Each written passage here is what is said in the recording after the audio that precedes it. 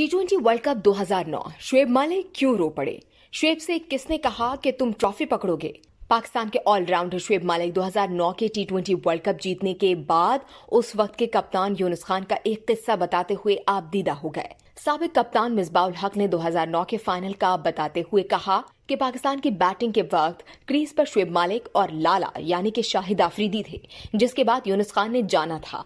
मिसबाह ने कहा कि यूनुस मेरे पास आए और कहा पैड पहन लो और अगर कोई आउट हुआ तो तुम जाओगे। उस वक्त मुझे एहसास हुआ कि यूनुस ने इसलिए मुझे कहा क्योंकि 2007 के वर्ल्ड कप फाइनल में मैच खत्म नहीं कर सका था, तो अब ये जाए और विनिंग शॉट ये खेले। यूनुस चाहते तो जा सकते थे क्योंकि एक ही रन चाहिए था, लेकिन उन्होंने मुझे भेजा और ये लम्हा मेरे लिए बहुत ही खास था।